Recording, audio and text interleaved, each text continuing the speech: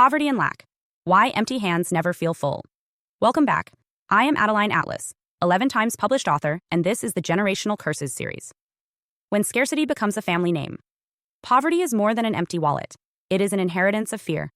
It shapes speech, decisions, relationships, even dreams. In some families, scarcity becomes a silent surname, whispered through generations. We never have enough. People like us always struggle. Money doesn't stay with us. These phrases sound casual, but they are declarations that chain destinies. A generational curse of poverty is not simply the absence of resources. It is the presence of limitation as a mindset, a script that governs behavior long after circumstances change. You can remove a family from poverty, but if the curse remains, poverty will reappear through financial sabotage, squandered opportunities, or cycles of debt dressed in luxury. This curse teaches a dangerous equation. Wealth equals wickedness, ambition equals arrogance, and sacrifice of stability equals survival. Families trapped in this system often oscillate between two extremes, resenting those who prosper and romanticizing struggle as a badge of virtue. In both cases, they remain bound. Why poverty and lack embed in bloodlines? The roots of this curse are complex, intertwining history, trauma, and belief. For some families, poverty began as oppression, land stolen, wages withheld, opportunities blocked by systemic injustice. These wounds carved deep grooves of distrust and hopelessness. Over time, trauma translated into identity. This is who we are. Others entered poverty through personal collapse, gambling losses, substance abuse, reckless spending. Shame from these failures calcified into silence, leaving descendants to inherit both debt and dysfunction without understanding their origin. Psychologically, poverty thrives on scarcity, thinking the belief that resources are limited, that risk guarantees ruin, that abundance belongs to others. Children raised in such homes absorb this code before they learn arithmetic. They hear phrases like, "Money doesn't grow on trees." "People like us can't afford that." "Rich people are greedy." These statements shape not only choices, but self-worth. A child who grows up believing wealth is unreachable will subconsciously repel it even when opportunity knocks. Spiritually, many traditions view poverty as a curse, resulting from broken principles, dishonor, injustice, or negligence of stewardship. While this framing has been misused to blame victims, its core truth remains. When financial dysfunction becomes normalized, it attracts consequences that ripple across generations. Generational evolution. From bare tables to maxed credit cards.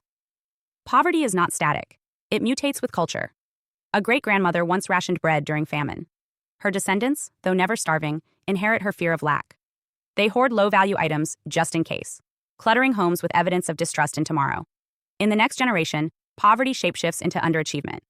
Children internalize messages like, "College is for rich people," or "Starting a business is too risky." They settle for survival jobs, mistaking caution for wisdom. By the digital age, the curse wears designer logos. Some descendants, desperate to escape the shame of poverty, binge on credit-driven lifestyles, luxury cars leased for validation, vacations financed through debt. The family appears prosperous on social media, but behind the filters lies financial bondage. The curse no longer looks like patched clothes. It looks like bankruptcy cloaked in brand names. Different eras, same disease. The inability to believe that abundance can belong to this bloodline. Impact across life dimensions. The curse of poverty does not limit itself to bank accounts. It seeps into identity, relationships, and spirituality. Emotional consequences.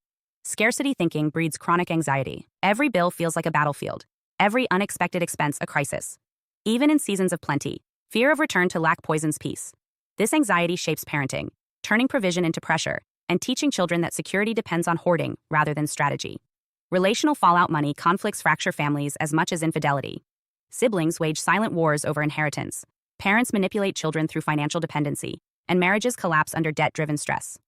In some households, generosity becomes suspect. Why would you give that away? What if we need it later?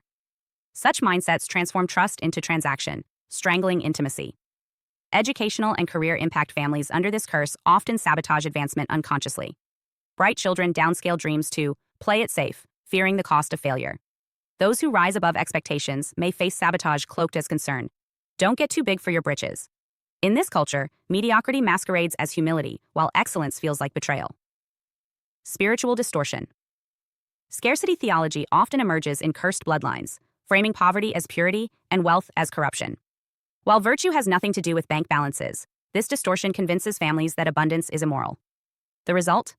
Descendants oscillate between guilt when they prosper and shame when they struggle, a no-win cycle that keeps the curse intact. A multi-generational case study. Meet the Robinson family. It began in the 1940s with Henry Robinson, a factory worker who lost his job during an economic downturn.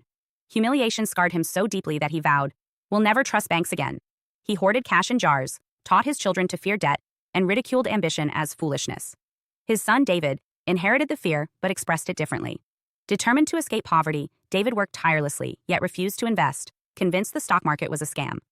Despite earning well, he died with little wealth to pass on his caution calcified into limitation. Enter Mia, David's daughter. Raised in a culture of fear, she rebelled by spending recklessly. Credit cards became her escape hatch from the shame of not having enough. Designer clothes masked insecurity, but bankruptcy exposed the illusion. Her children now oscillate between extremes, some hoarding pennies, others drowning in debt, proving that poverty is not cured by income. It is cured by transformation. Modern expressions of the poverty curse. Today's culture normalizes the curse through consumerist addiction disguised as empowerment.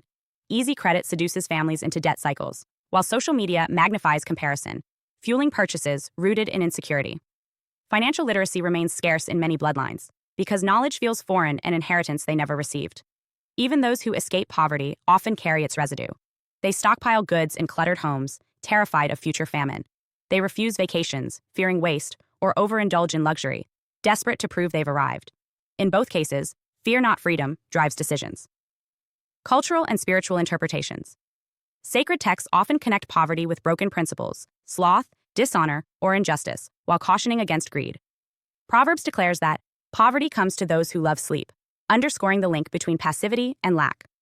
African proverbs echo similar wisdom. He who does not plan for tomorrow will beg today.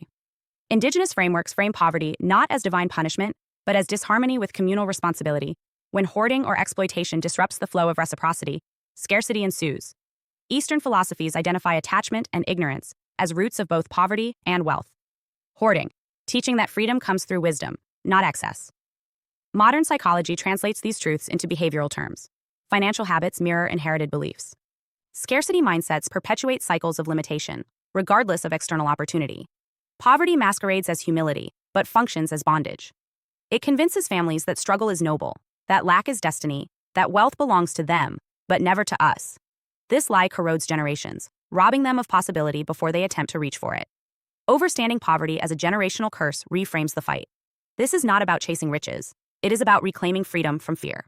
Why it persists poverty in a bloodline is rarely just financial, it's mental architecture. Families trapped in this cycle inherit more than empty wallets. They inherit narratives that normalize deprivation. Phrases like, "We can't afford that." "People like us never get ahead." "Rich folks are greedy." Become verbal chains, scripting limitation into the subconscious. This curse thrives on three pillars: behavioral patterns, poor planning, impulse spending, resistance to financial education. Belief systems, glorifying lack as humility, demonizing abundance as arrogance. Emotional conditioning, fear of risk disguised as prudence, leading to self-sabotage. Spiritually, poverty masquerades as virtue. We suffer because we're good. Over time, it becomes more than a bank balance. It becomes an identity. And identities fight for survival. Breaking strategy, 5 financial freedom levers. Step 1, recognition. Expose the scarcity scripts, document every money phrase you grew up hearing. Audit behavior. Do you avoid budgets because there's nothing to track? Do you overspend for appearances while preaching lack? Scarcity isn't math, it's mindset. Step 2, commitment. Denounce lack as legacy. Affirm this: struggle is not sacred. Abundance aligned with integrity is my family's new standard. Prove it physically. Open a savings account even with $10. Symbolism matters. Action anchors belief. Step 3, reset financial reflexes budget. Blueprint. Apply a 50-30-20 split: essentials, goals, and generosity. Automate savings and giving. Debt detox. List every debt and attack with a structured method: snowball or avalanche. Visibility dismantles denial. Delay rule. Enforce a 72-hour pause on non-essential purchases to suffocate impulse buying. Step 4, heal the scarcity wound. Therapy. Explore childhood shame tied to wealth or failure. Mentorship. Align with financially literate voices. Exposure normalizes abundance. Spiritual reframe. Meditate on abundance as stewardship, not excess. Engage gratitude rituals for what exists now. Step 5, engineer prosperity as default. Teach budgeting to kids as early as possible. Create generational systems: trusts, college funds, micro investments. Celebrate financial milestones as family wins, reinforcing money as a servant, not a master. Tools for reinforcement: behavioral. Wealth dashboards for income, debt, and goals. Purchase delay scripts. Automatic transfers for savings and giving. Mental and spiritual. Affirmations like, "Money amplifies purpose, not ego." Gratitude rituals marking weekly provision. Environmental. Vision boards featuring impact goals, not just luxury, and elimination of spending triggers like retail subscriptions. When poverty breaks, possibility multiplies. Money ceases to be a moral battlefield and becomes a mission tool, one that builds futures instead of feeding fears. Hi, I'm Adeline Atlas, 11 times published author, and what you just watched is part of my signature program, the Chosen One series inside School of Soul. This series is not just a course, it's a blueprint for those who know they were different from the start. The black sheep, the scapegoat, the truth teller, the cycle breaker. Inside, you'll discover the family roles playbook, the golden child, the scapegoat, the enabler, the lost child, and how to finally step out of the part you were cast in without consent. How the black sheep becomes the goat, turning rejection into radical transformation and leadership. How to break generational curses and rewrite ancestral contracts so the pain stops with you. And how to recognize and escape modern forms of spiritual and technological targeting, from gang stalking to synthetic synchronicity.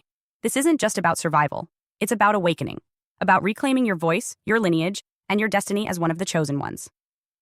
Click the link below to access the full series now, because the role ends the moment you decide it does, and the real script begins with you.